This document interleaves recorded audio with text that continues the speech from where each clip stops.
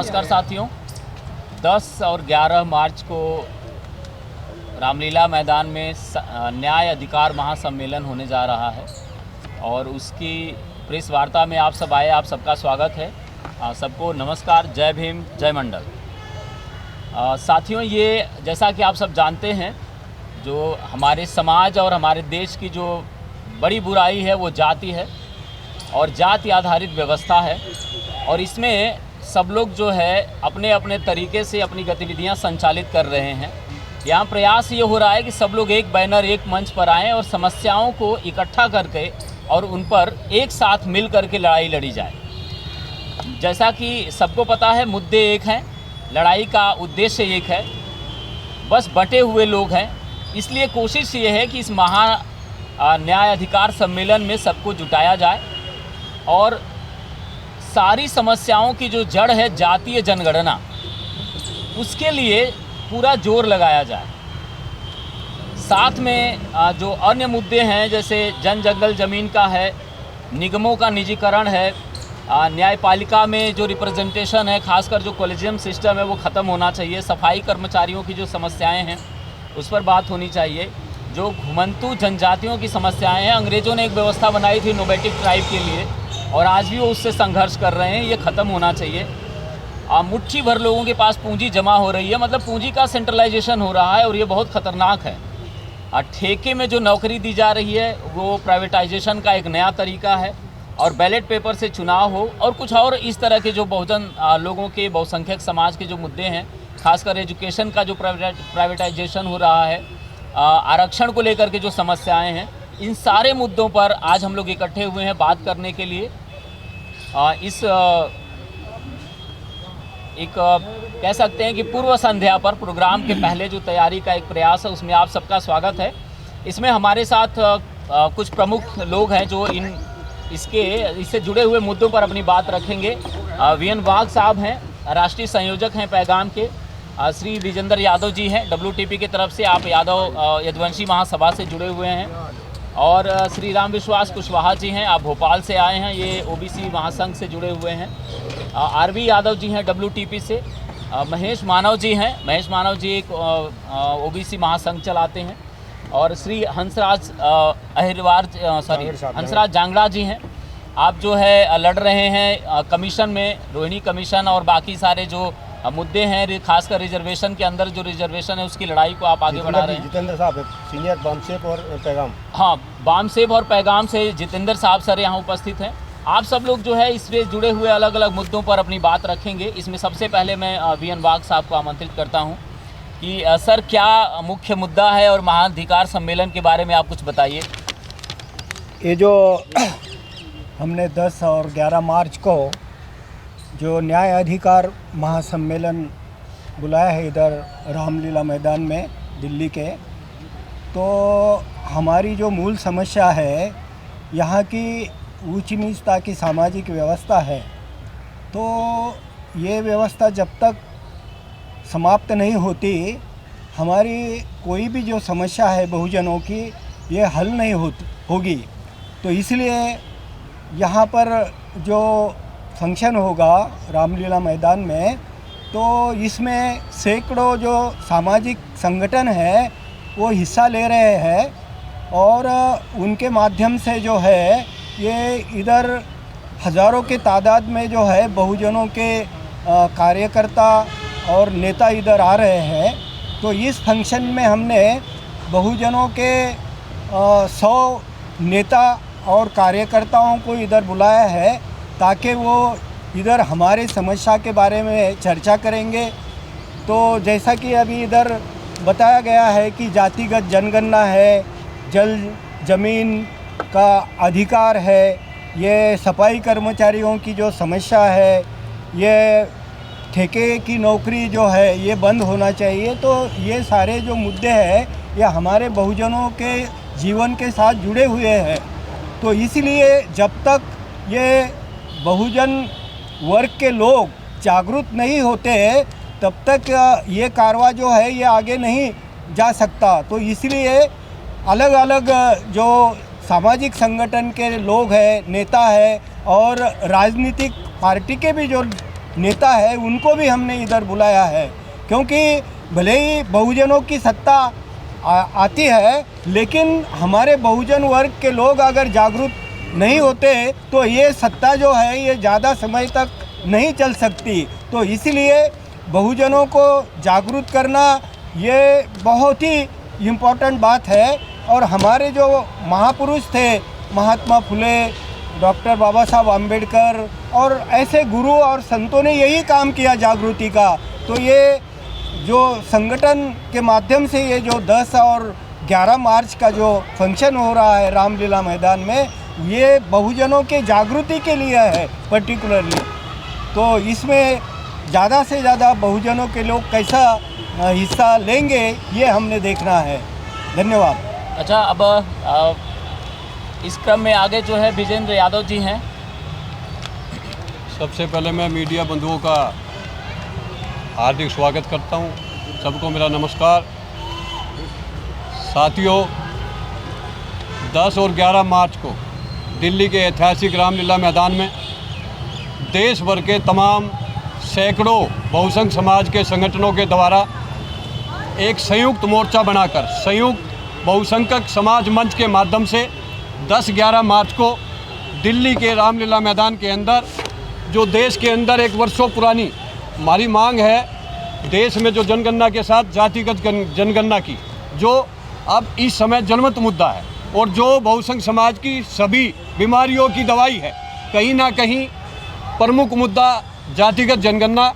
और जो ईवीएम द्वारा जो बाबा साहब ने हमारा वोट की संविधान के तहत वोट की ताकत दी थी, उस वोट की ताकत को ईवीएम ने ख़त्म कर दिया। उस वोट की ताकत को बचाने के लिए बैलेट पेपर से चुनाव कराकर इस देश के अंदर ईमानदारी से चुनाव कराया जाए।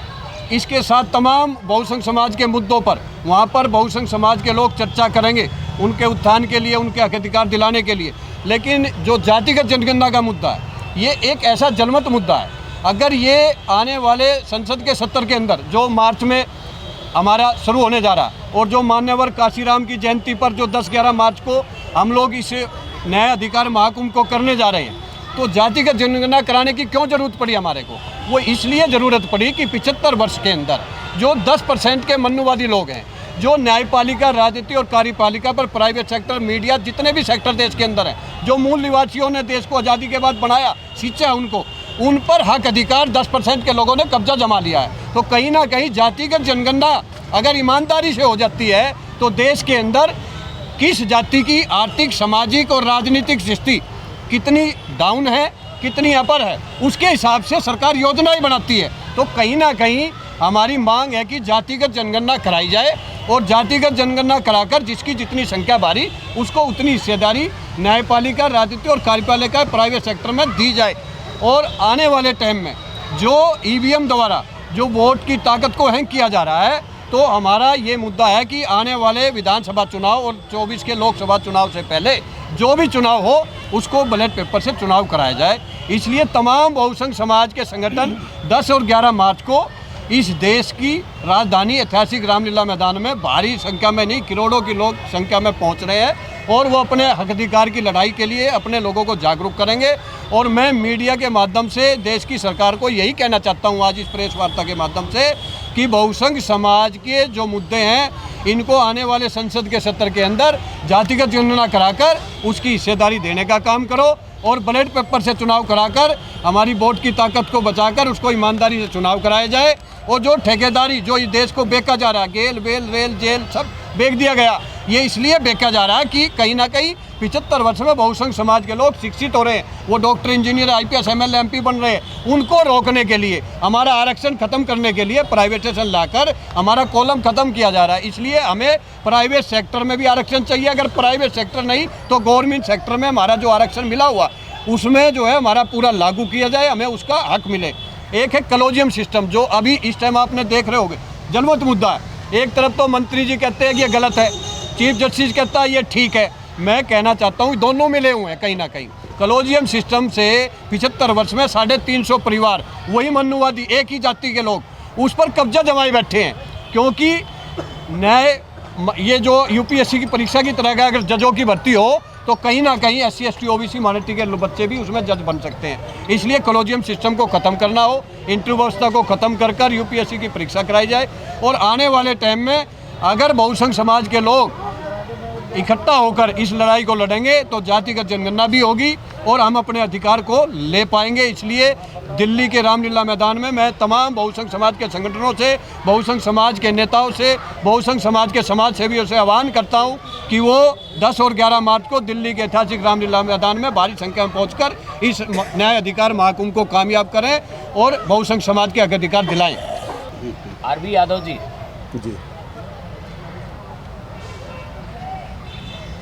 सभी मीडिया भाइयों को धन्यवाद, क्योंकि हमारी दबी कुचली आवाज़ को देश के और बड़े लोकतंत्र में पहुंचाने का काम कर रहे हैं। 10/11 को हम सभी भारतवासी, मूल निवासी, OBC SC ST माइनॉरिटी के लोगों से हाथ जोड़ करके आह्वान करते हैं कि 10/11 को रामलीला मैदान में अपने हक अधिकार, ABM हटाओ, लोकतंत्र बचाओ, संविधान बचाओ और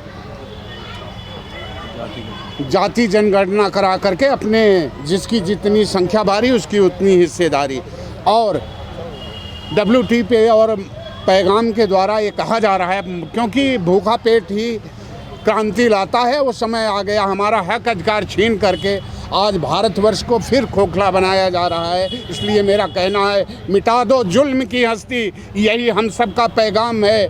हम सब भारतवासी हैं, संघर्ष करना हमारा काम है। मेरे भाइयों, ये 3% के लोग, एक विशेष कौम के लोग जो हमारे हक अधिकार को छीन रहे हैं, जो अपने आप को खुद को ही राष्ट्र समझते हैं और खुद की विचारधारा को हिंदुत्व समझते हैं, खुद के द्वारा जब हमारे ऊपर दलित, शोषित, वंचित के ऊपर उपद्रव करते हैं तो कहते हैं सैन्य प्रक्रिया हो रही है। खुद अपने विचारधारा के द्वारा जब हमको गालियां देते हैं तो कहते हैं ये ब्रह्मा का वाक्य है। मेरे भाइयों, इनकी पहचान है, ये बुरा करते हैं और बुरा देखते हैं और बुरा ही सुनते हैं। इसलिए सभी जितने भी संगठन हैं भारतवर्ष में, छोटे मोटे, सभी से आह्वान किया जा रहा है कि अब समय आ गया है, एकजुट होकर के, इकट्ठा होकर के एक मंच पे आओ, तभी जा कर के हम अपने हक अधिकार की लड़ाई लड़ सकते हैं।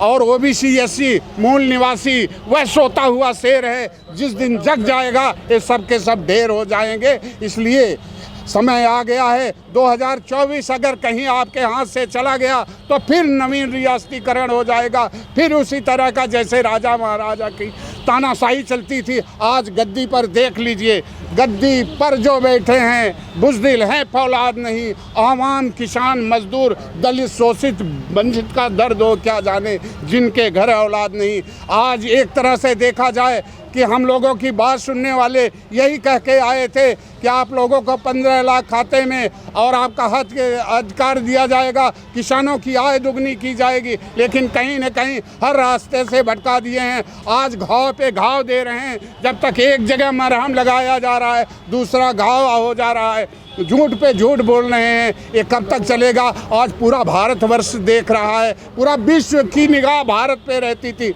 मैं एक पाकिस्तान का छोटा सा एक गाना आप लोगों के बीच में चल रहा है, जुल्ले लाल के बुल्ले लाल ने मिलकर हाहाकार मचाया, जुल्ले लाल के बुल्ले शाह ने मिलकर हाहाकार मचाया, फिर जोगी बुलडोजर लेके घर में आग लगाया।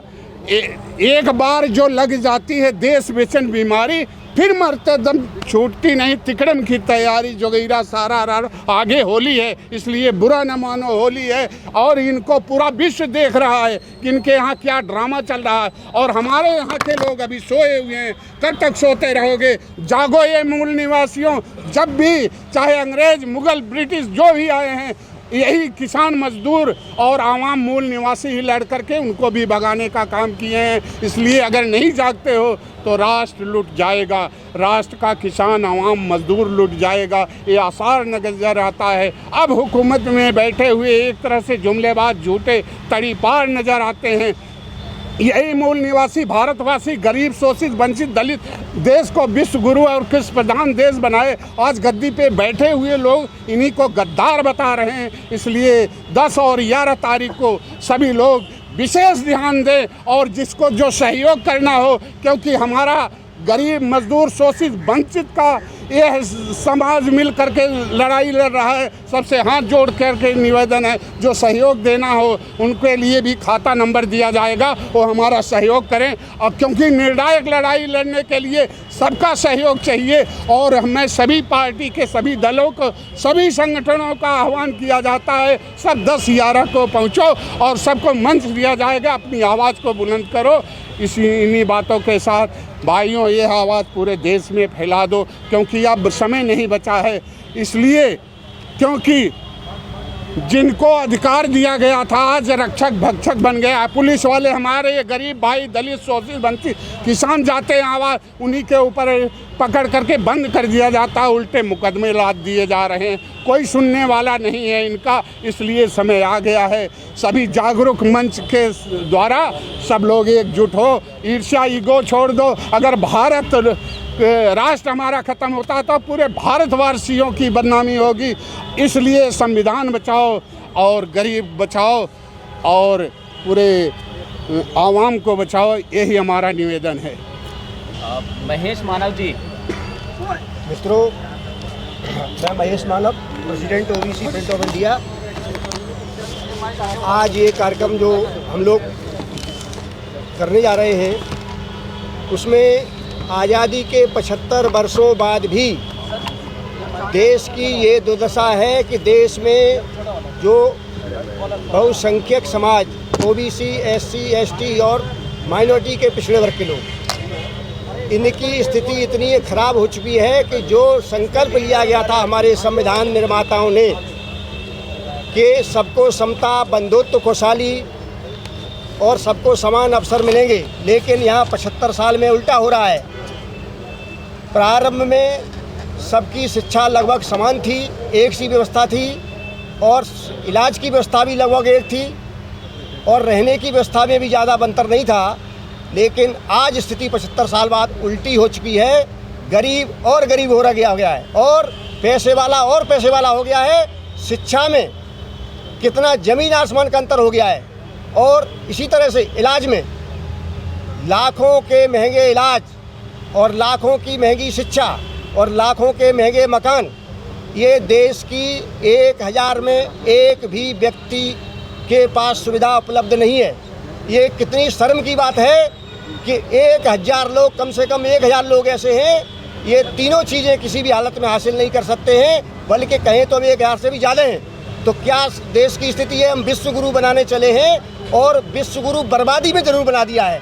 और भ्रष्टाचार में, सुनिए, सभी देशवासी जानते हैं इस बात को कि प्रत्येक गरीब व्यक्ति अपनी आमदनी का लगभग आधा टैक्स देता है, जो भी सामान खरीदता है, जो भी खर्च करता है, चाहे वो 3000 रुपये महीना कमा रहा हो, चाहे वो 20,000 कमा रहा हो, चाहे 50,000 कमा रहा हो, चाहे 80,000 कमा रहा हो। 1 लाख 2 लाख वालों की तो आमदनी ज़्यादा है, इसलिए उसमें ज़्यादा अंतर नहीं पड़ना है। किसी की 2 लाख आमदनी कर लीजिए, आधा टैक्स ले जाइए, कोई दिक्कत नहीं है, तब भी उसे 1 लाख मिलेगा। लेकिन जो रात दिन मेहनत कर रहा है, बेरोजगार व्यक्ति जो 5,000, 10,000, 15,000 में रात दिन लगा हुआ है और उसकी आमदनी भी कम है और जो भी सामान खरीदता है सरकार का, उसमें आधा टैक्स जुड़ा हुआ है। उस टैक्स से लाखों करोड़ रुपए बजट में इकट्ठे होते हैं। 30 लाख, 35 लाख, 40 लाख करोड़ का बजट बनता है और 1% भी एक डिपार्टमेंट ने अपने विकास जो बजट आवंटित हुआ है 1% भी कमीशन लिया तो 1000 करोड़ हो गया। 1 लाख करोड़ में 1000 करोड़, और एक नहीं लेता है, पूरे देशवासियों को मालूम है। जो टेंडर होते हैं, कंपनियां, सभी जानते हैं, सभी घर में अधिकारी हैं, इंजीनियर हैं, ठेकेदार भी हैं, छोटे बड़े, और सारे जो मंत्री, MP, MLO सभी संपर्क है सबके। तो सबको पता है कि हर डेवलपमेंट के काम में जो करोड़ों अरबों रुपए के डेवलपमेंट होते हैं उनमें कमीशन खोरी, उनसे लाखों करोड़ रुपए एक व्यक्ति के पास कमीशन जाता है। और ऊपर के जो बैठे हुए केंद्र में अधिकारी, व्यापारी और कई नेता, उसमें भी मंत्री कह लें, 1,000 करोड़ नहीं, 10-10, 5-5 हज़ार करोड़ बजट में कमीशन खोरी से। इसी से महंगे प्राइवेट सेक्टर में अस्पताल बन रहे हैं, इंजीनियरिंग कॉलेज खुल रहे हैं, मेडिकल कॉलेज खुल रहे हैं और मेडिकल कॉलेज भी बन रहे हैं, उनके 50-50 लाख रुपए फीस लगती है। ये कहाँ से पैसा आया? किसी की जांच में डाल दीजिए, सब में घोटाले निकलेगी, सब ब्लैक मनी है। और जिनका पैसा है, जो देश के बहुसंख्यक SC, ST, OBC मोस्टली उसमें हैं, 99% वही लोग हैं। अब बाद में कोई एक आध होगा, तो पैसा उन्हीं का और उन्हीं को घर से बाहर कर दिया, उनको इलाज से बाहर कर दिया, उनको शिक्षा से बाहर कर दिया और उन्हीं के पैसे से हवाई जहाज उड़ा रहे हैं, उन्हीं के पैसे से अरबों खरबों की कंपनियां चला रहे हैं और देश और विदेश में जमा कर रहे हैं। ये ढांचा इतना बिगाड़ दिया।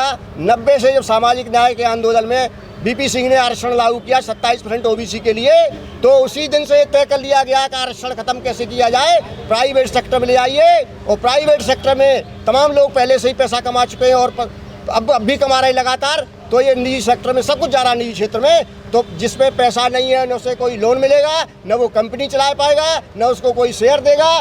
तो आप खुद लोग समझिए, आप सब लोग विद्वान बुद्धिजीवी हैं कि देश की इतनी बड़ी आबादी 1000 में एक आदमी गुजारा नहीं कर पा रहा है, तो कैसा प्रजातंत्र है। बड़े शर्म की बात है। हम लोग डिग्रियां लिए घूम रहे, तमाम सारे लोग एक से एक पोस्ट ग्रेजुएशन की डिग्रियां लिए हुए, LLB की डिग्रियां लिए हुए, MBA की डिग्रियां लिए हुए, इकोनॉमिस्ट तमाम अर्थशास्त्री हैं, तमाम प्रोफेसर हैं, और वो ये नहीं समझ पा रहे हैं देश का ढांचा क्या है और देश का ढांचा किसने बिगाड़ा है और ये देश का ढांचा ठीक कैसे होगा।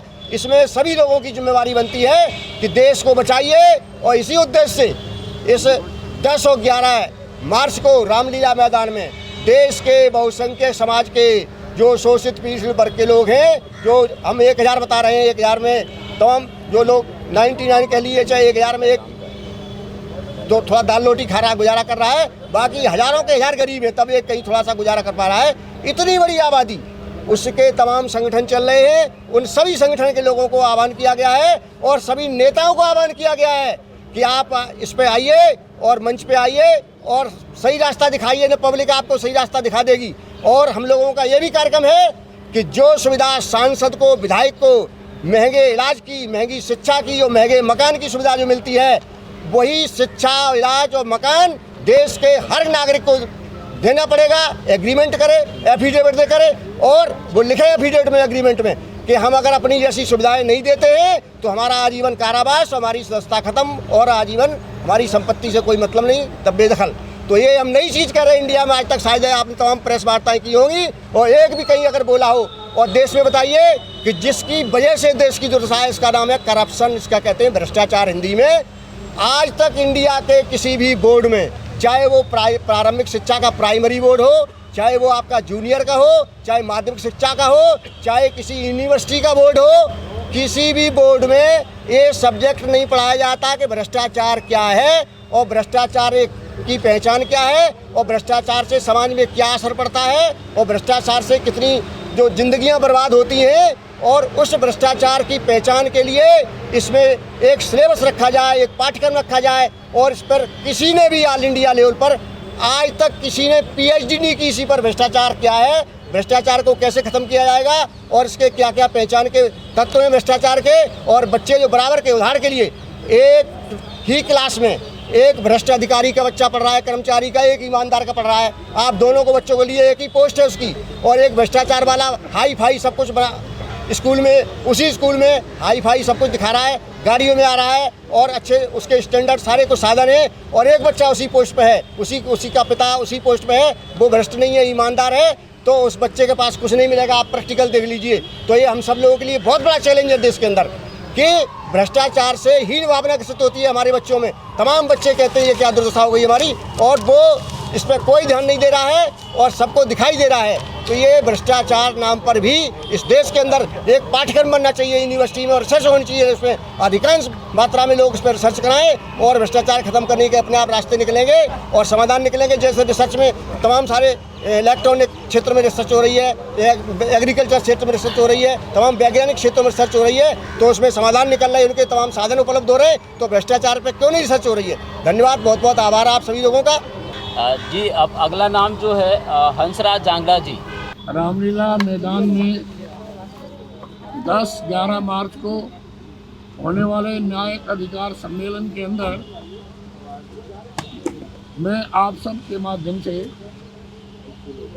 सभी को आह्वान करता हूं कि जितनी भी हमारी SC/ST माइनॉरिटी की समस्याएं हैं, उन सभी समस्याओं को लेकर जो भी भारत के अंदर जितने संगठन चल रहे हैं, वो वे सभी संगठन रामलीला मैदान में इकट्ठे होकर के एकजुट से, एक आवाज़ से अपनी बातों को रखेंगे और आने वाले समय में इसका क्या समाधान हो, किन किन तरह से हम आगे बढ़ें ताकि समानता का अधिकार सबको मिले। इसके लिए हम विचार विमर्श करेंगे और सरकार के ऊपर अपनी मांगों के लिए आगे वक्तव्य और विचार देंगे ताकि उनका समाधान हो सके। मान्यवर, सबसे पहली बात है जनसंख्या। जनसंख्या किसकी कितनी है ये बहुत ज़रूरी है। 1931 के बाद हमारे पास आंकड़े नहीं है, और हैं तो वो प्रकाशित नहीं है। आप चाहे किसी भी सुप्रीम कोर्ट में जाएं, नीति आयोग में जाएं, कहीं भी बड़ी से बड़ी संस्था के अंदर जाएं, जो आप न्याय मांग रहे हैं, SC का, ST का, OBC का, माइनॉरिटी का, अगर उनको किसी स्वरूप में न्याय नहीं मिल रहा है तो एक शब्द कहा जाता है कि हमारे पास आंकड़े नहीं है। अरे आपके पास आंकड़े नहीं है तो आंकड़े क्यों नहीं ले लेते? अगर 1911 की जनगणना में भी है, लेकिन वो पारदर्शिता नहीं दे रहे, बाहर नहीं निकाल रहे हैं आंकड़े। इसलिए नहीं निकाल रहे, अगर आंकड़ों का पता चल जाएगा तो ये भी पता चलेगा किसके पास कितने संसाधन हैं, उसका वर्गीकरण कैसे हो, वो समानाधिकार कैसे प्राप्त करें। निश्चित तौर से योजना बनानी पड़ेगी। इसलिए ये छद्म बात है कि सबसे पहली बात है कि हमारे जातीय जनगणना होनी चाहिए।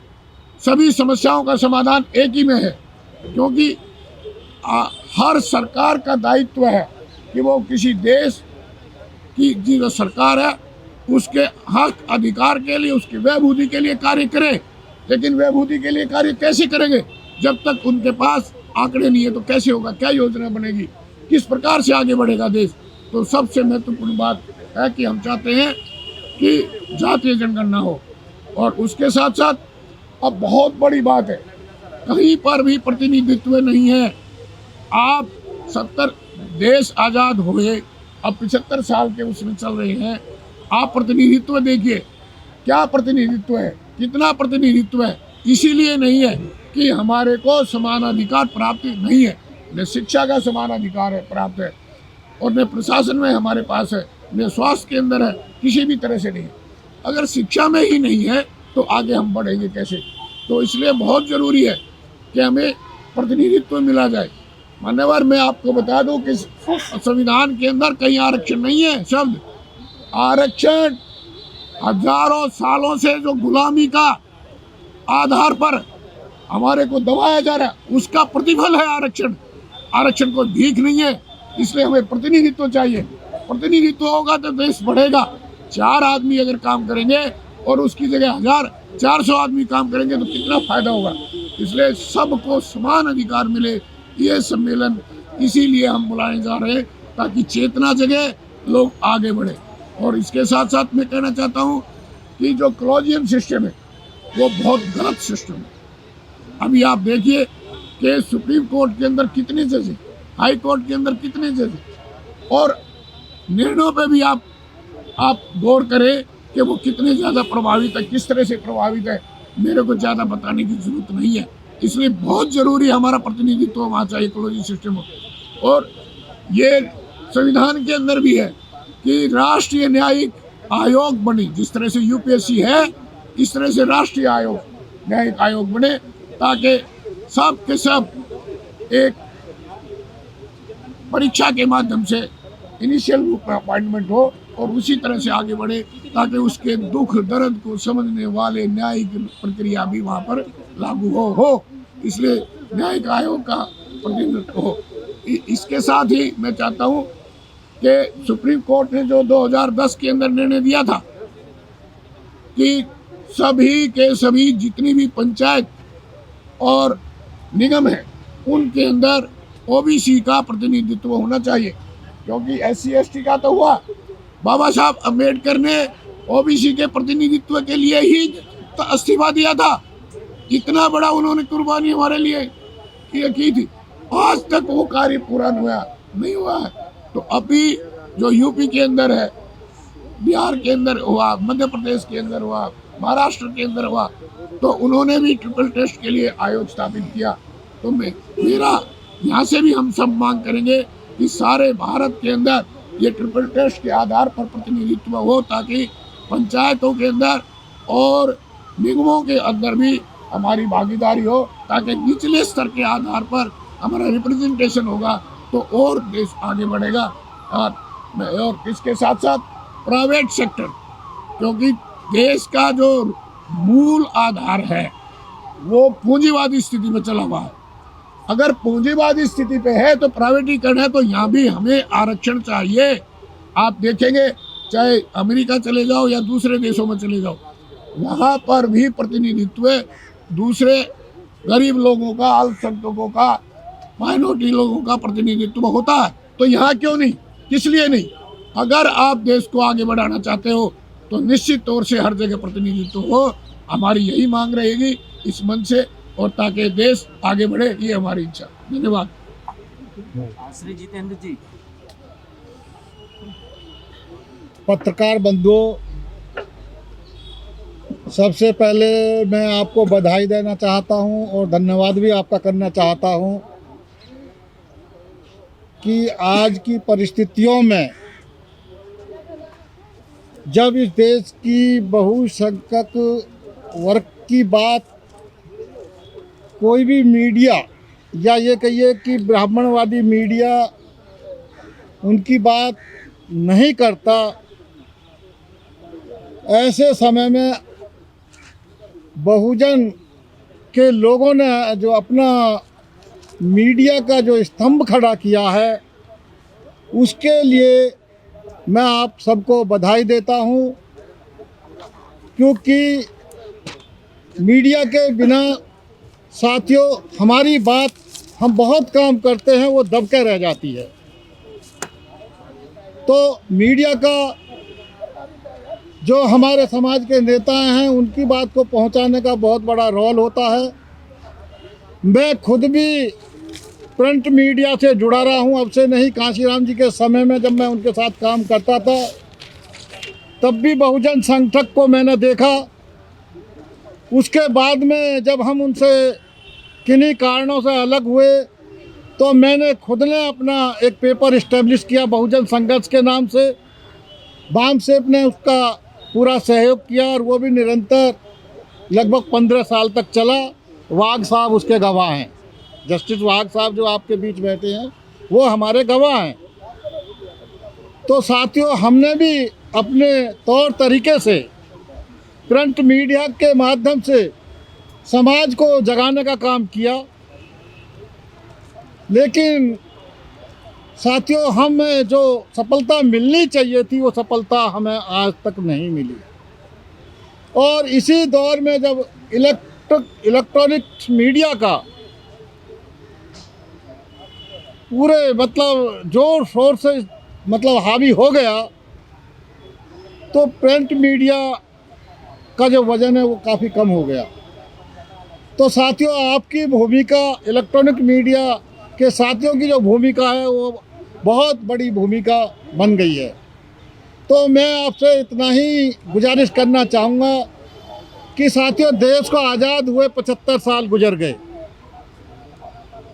और इस 75 साल में अभी भी हम संघर्ष के रास्ते पर ही हैं। जबकि आबादी के हिसाब से सत्ता के केंद्र बिंदु हम होने चाहिए थे। जो नेतागण आज इस मंच पर बैठे हैं, इनके हाथों में बागडोर होनी चाहिए थी, लेकिन आज भी हम लोग सड़क पर हैं। और सड़क पर ऐसे प्रेस कॉन्फ्रेंस के माध्यम से जो हम अपनी बात कर रहे हैं, वो भी बात हमारे लिए आज एक नागवार से गुजर रही है। मित्रों, मैं आपको एक उदाहरण देना चाहता हूँ कि जो प्रेस है उसका कितना बड़ा रोल होता है। एक बार कुछ विदेशी पत्रकार जब भारत आए, जब देश के विभाजन की बात चल रही थी, तब वो 3 भारत के जो महान बड़े व्यक्ति थे, उनका वो इंटरव्यू लेना चाहते थे। उनमें एक मिस्टर जिन्ना थे, महात्मा गांधी थे, बाबा साहब अम्बेडकर थे। बहुत सारे लोग इस बात को जानते हैं, मैं सिर्फ दोहरा रहा हूँ। वो जिन्ना के पास गए, जिन्ना सोते हुए मिले, गांधी के पास गए, गांधी के सोते हुए मिले, लेकिन लास्ट में जब वो बाबा साहब के बंगले पर पहुंचे, तो बाबा साहब रात के 12 और 1 बजे के बीच भी पढ़ रहे थे तो उन्होंने सिर्फ एक ही बात कही कि बाबा साहब आप इतनी रात में भी जाग रहे हो। तो बाबा साहब ने उन पत्रकार बंधुओं को कहा कि भाई गांधी का समाज, अगर गांधी सो रहा है तो उसका समाज जाग रहा है, अगर जिन्ना सो रहा है तो उसका समाज जाग रहा है, लेकिन मेरा समाज सो रहा है इसलिए मैं जाग रहा हूँ। तो साथियों, आज हमारा समाज अभी भी सोया हुआ है। ऐसे माहौल में आपकी जिम्मेदारी और हमारी जिम्मेदारी तो है ही, लेकिन आपकी जिम्मेदारी बढ़ गई है। तो मेरे पत्रकार बंधुओं, मैं आपसे सिर्फ इतना अपील करना चाहता हूं कि आज जो ये संयुक्त मोर्चा SC ST OBC और माइनॉरिटीज का बनकर एक पहाड़ के रूप में एक व्यवस्था को चुनौती देने के लिए जो हमारे सामने आया है और जो अपनी ताकत आने वाले 10 और 11 मार्च को दिल्ली के रामलीला मैदान में, जहां से बड़ी बड़ी क्रांतियां हुई हैं, वहां पर होने जा रहा है, उस 10 और 11 के कार्यक्रम को आप पूरी तरह से हाईलाइट करें, संदेश को जन जन तक पहुंचाएं, जिससे कि आज जो हम ये मांगने की बात कर रहे हैं, मांगने की ये बात हमें छोड़कर हमें सीधा चुनौती इस देश की राजनीति को देना होगा, इस सत्ता को देना होगा और इस देश की सत्ता को हमें हाथ में लेना होगा। और आने वाले जो 2024 का चुनाव है, हमें अपना पूरा ध्यान उस पर केंद्रित कर कर एक रणनीति बनानी होगी, एक जगह बैठकर रणनीति बनानी होगी कि ऐसे में हमें किस तरीके से जिन लोगों ने इस देश की हालत ऐसी बनाई है उनको कैसे यहाँ से भगाया जाए, कैसे हटाया जाए। इन्हीं शब्दों के साथ मैं पुनः आप सभी का धन्यवाद करना चाहता हूँ, इस मंच का भी धन्यवाद करना चाहता हूँ। जय भीम, जय भारत।